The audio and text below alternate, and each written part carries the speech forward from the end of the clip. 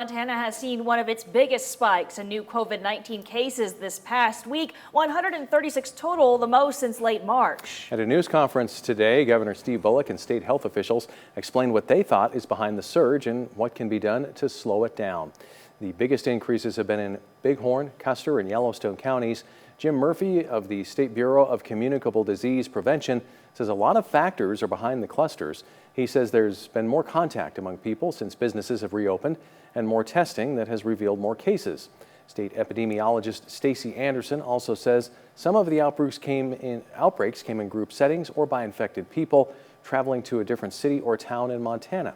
They said people need to continue social distancing, including at work if they can't, to wear a mask. The governor said that he's not going to require people to wear masks in public, but he's strongly recommending it when social distancing can't be achieved.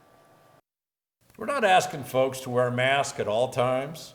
It makes no sense to do so when you're fishing with your family or when you're driving in your car alone. But do so at the grocery store, the pharmacy, grabbing a coffee, going into the gas station.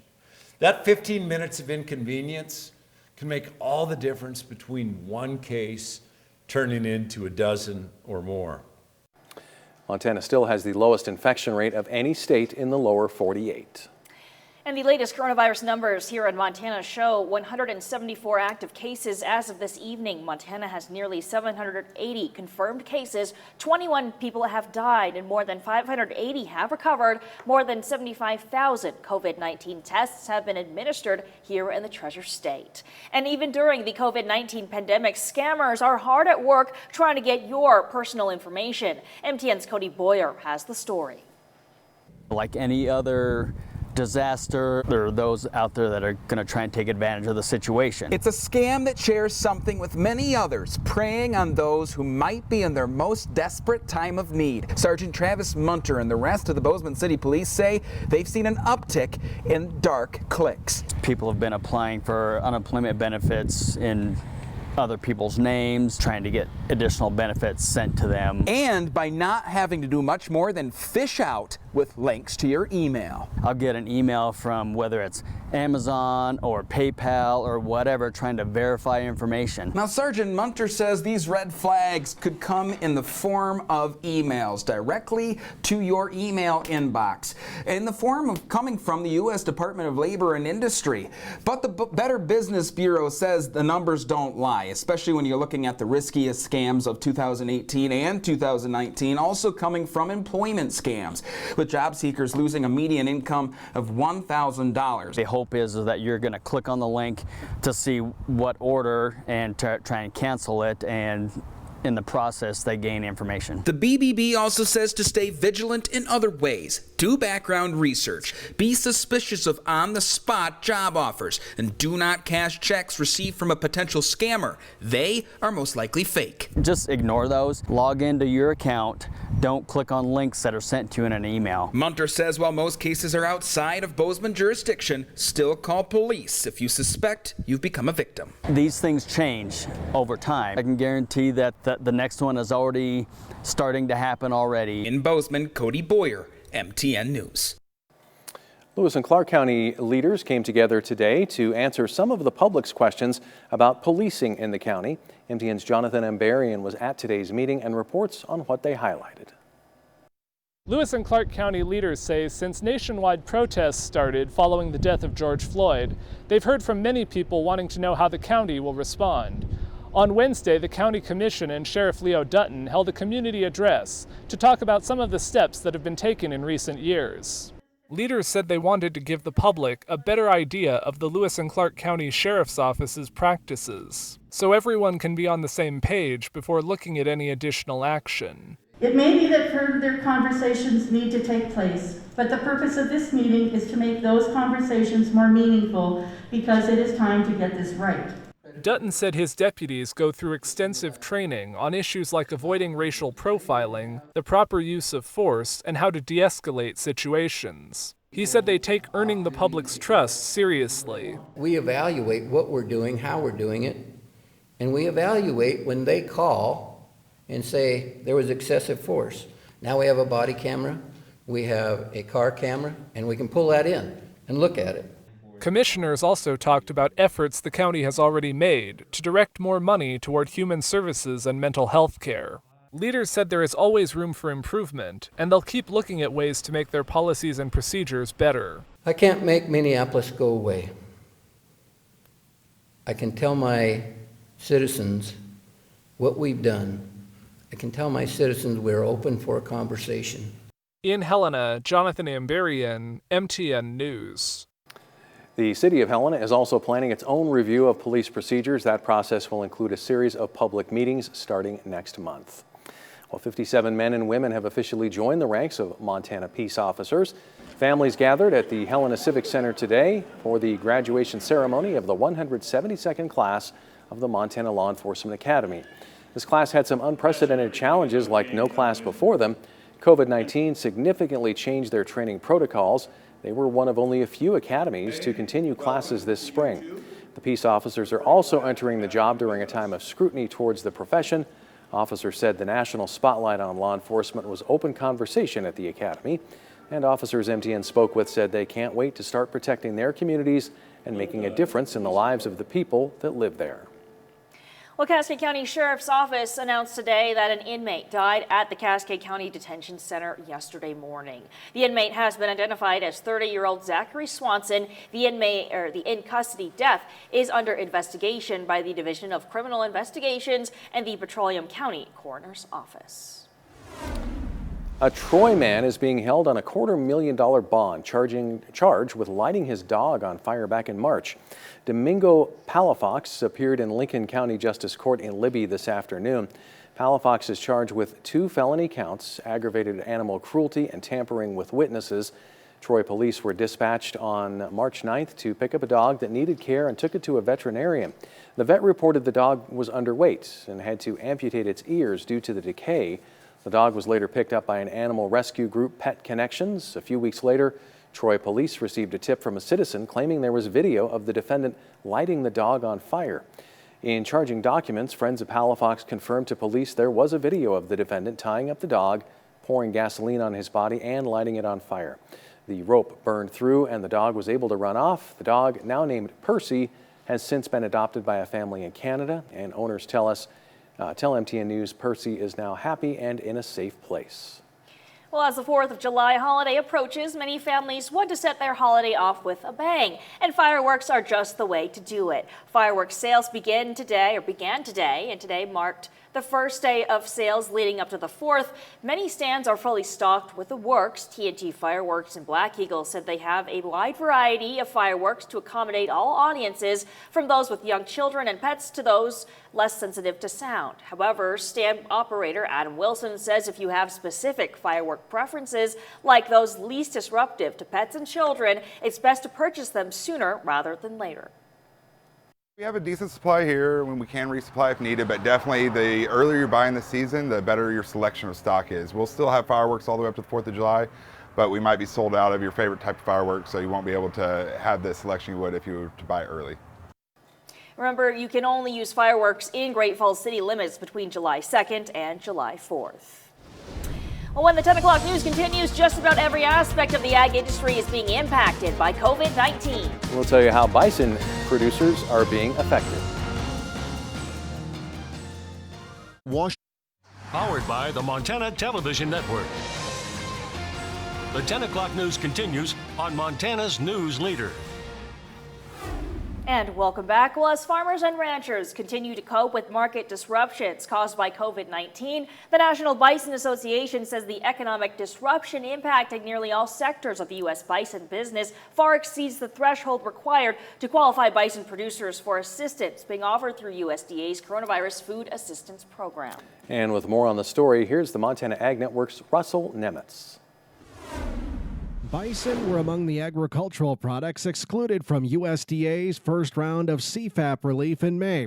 At the time, the agency said that insufficient market information existed to demonstrate that bison producers had suffered at least a 5% drop in price and income from the period between mid-January and mid-April. Dave Carter with the National Bison Association says there's no question, though, that U.S. bison producers suffered economic damage caused by COVID-19 like higher feed costs. Holy cow, we found that, the weighted average of bulls was down about 37%, heifers down 25%. At the same time, their feed costs were going up about 12%. The bottleneck in processing capacity is also creating significant economic havoc. One of the big impacts we're having, particularly for our smaller producers, Russell, is that that just because of the disruption in the supply chain, is that the processors are now, some of processors are out until March 2021 before a producer can get animals in to be processed. And so, if you got that animal and you got a higher feed cost and you can't get it in to be processed, boy, you're really behind the 8 ball. Andy says they're hopeful that the USDA will take their freshly submitted comments seriously and agree that U.S. bison producers should be eligible for some of the remaining $637 million in assistance. We think that we can demonstrate it very, very clearly. So we're hoping the USDA will listen to us and will bring bison producers in as being eligible. And then in the longer term, we know that there's some things coming through the COVID situation that bison really stands out to where a lot of consumers are moving. And so we're talking about how do we get the message out to the consumers as this marketplace changes. The bison is a heck of a lot better choice than those fake meat products out there that seem to be getting all the attention. In Billings, Russell Nemitz, MTN News. Well, we've got strong thunderstorms heading towards Winnett, also Roundup, Lewistown, and Reggett. We're going to be talking about when we can start to see a drying trend coming up after this break. Thanks. Welcome back, everyone. Some good news. A lot of our counties were taken out of a severe thunderstorm watch. Now, we still are looking at Blaine Hill and Choteau County until 11 p.m. under this watch. But the good news is that every minute that we inch forward, we're looking at the lack of daytime heating really kind of hurting these storms in terms of strength. And taking a look at that, take a look at this. We're just seeing showers and thunderstorms really firing up everywhere, especially out towards our friends in Havre. That's where we're looking at. Also Fort Belknap, seeing these heavy downpours that are getting closer to you, and still a couple of lightning strikes. We have seen a fewer strikes though in the past half hour, so that's some good news. We're seeing some of that dying intensity there. Also haze getting in on some rain out towards Conrad, Chester, Dutton, looking at heavy downpours too in and around these areas, as well as the Teton Pass out towards Choteau and Augusta. But then we're also looking at this storm. Now this storm is still packing a punch as it heads towards Winnett, and this is what we've already seen with radar. So you guys are probably looking at some heavy downpours out there out towards Judith Gap, also seeing some heavy downpours, and as well as Rygate. So we still have a couple more hours to go with this, but the good news is that we have hit that peak in our intensity. That was early this afternoon whenever we had the power go out here in Great Falls. I mean, we had some really nasty thunderstorms, but we still could see an isolated severe thunderstorm possible, and if that happens, the main threats will be damaging wind gusts as well as hail. It is possible. It's not going to be big at all, and also frequent lightning. But I think that we are seeing the last of its intensity right here as it gets close to Winnett. And the reason is because of this cold front. It's been making its way through the area, and that's what's been allowing for us to see these strong thunderstorms. But as we continue throughout the night, right around 11 p.m., still looking at some showers and thunderstorms out and about going throughout the night. If you like to fall asleep to the rain, then tonight's a good night for you because you're going to be able to do that. Cold front, though, quickly is out of our viewing area by around 6:30 in the morning. Still looking at some showers possible up towards Glasgow and Daniels County, so you might need to give yourself a few extra minutes for that morning commute out there. However, for us, I mean, we are going to stay pretty much dry for the morning. Could see a few pop-up showers later on in the afternoon, but it's not going to be anything like we've seen today. High pressure starts to build in, and as that happens, we're going to be looking at a beautiful day on Friday. It will be a nice dry day. However, though, we're going to start to see our next weather maker move in, And in Canada, out towards west of Spokane, it's going to start to make its way in by Saturday evening. Now today's high did get up to around 86 degrees. The average is around 76. The record set back 1974 when it was 97 degrees. Also the year that Elvis Presley's special Aloha from Hawaii premiered and was seen around the world by more than 1 billion people. How about that? 61 degrees right now in Great Falls, 66 in Helena, 63 in Fort Benton, and 58 out towards Cut Bank. Elsewhere, looking at temperatures, 73 degrees in Glasgow, 72 in Jordan, and those warmer temperatures are going to help fuel those thunderstorms. Our winds, seeing winds right now in Lewistown out of the south at 20 miles an hour, in Havre at around 19. And as we head throughout the night, we'll see 5 to 10, 10 to 20, depending on where you're at as that cold front moves through. As far as what we can expect for the next couple of days, well, temperatures are going to get back up into the 80s after tomorrow. Showers and thunderstorms really starting on Sunday into Monday and Tuesday, so heads up for that. And for our friends in Helena, we are also looking at the chances for showers and thunderstorms vamping up on Sunday. Tim? Coming up, what's the rush? Members of an adult soccer league hit the pitch for the first time tonight.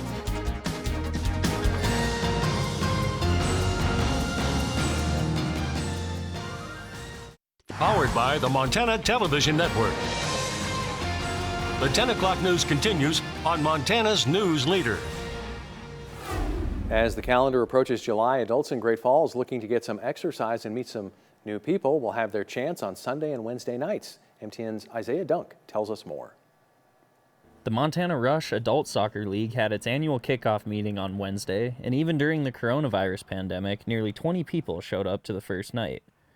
Some years the league is completely full. Other years, like 2020, not so much. But Ryan Buffington, who organizes referees for the youth portion of Montana Rush, says promotion of the league is mostly through word of mouth. We try to run a competitive and a recreational program, so there's always a handful of people that have played and, still want to play kind of at a higher level.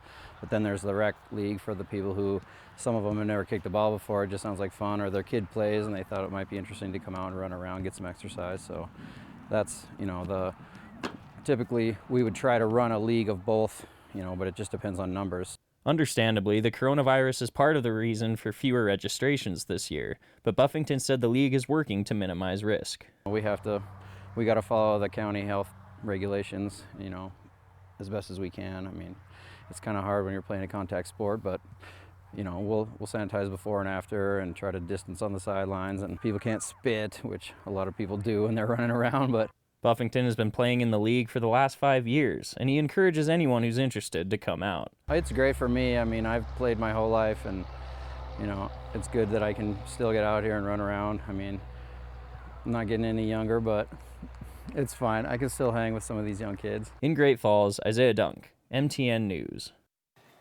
And if you're interested in playing, visit MontanaRushSoccer.com for information on how to register.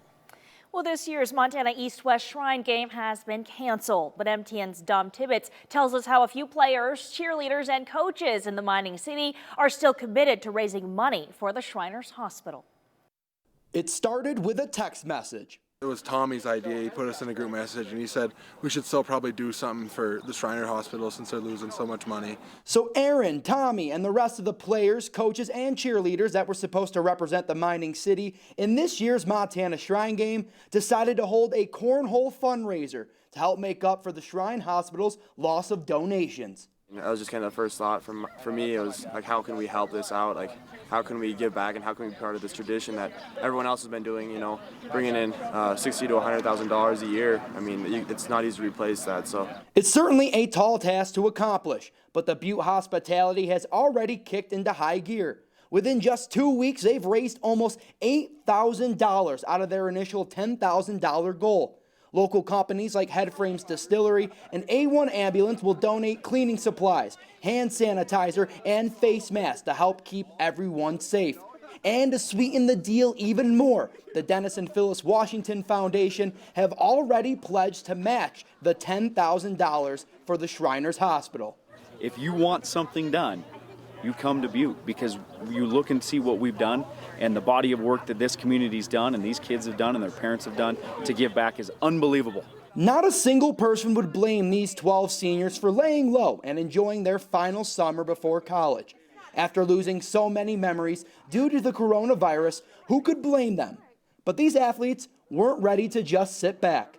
There was still work left to be done.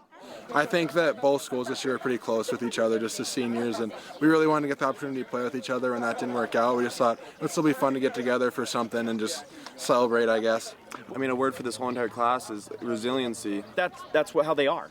They're grinders. They're going to work hard. In Butte, Dom Tibbetts, MTN Sports. Thanks, Dom, and we're back after this with the final check of your forecast. This just in, all of our counties in our viewing area have been taken off of the severe thunderstorm watch. Good news there. We still could look at a few strong thunderstorms, but they will lose their luster as we head throughout the night. Temperatures tomorrow 76 degrees for Great Falls, and for Helena 78 degrees. All right, looking balmy up. Like I was saying before, I'm kind of glad there's a mix. You know, it kind of mixes up the week. Yeah, we can always use that precipitation. Exactly, For definitely. Sure. Yeah. Well, that's all the time we have tonight at 10. Thanks so much for watching. Have a great rest of your evening. Good night.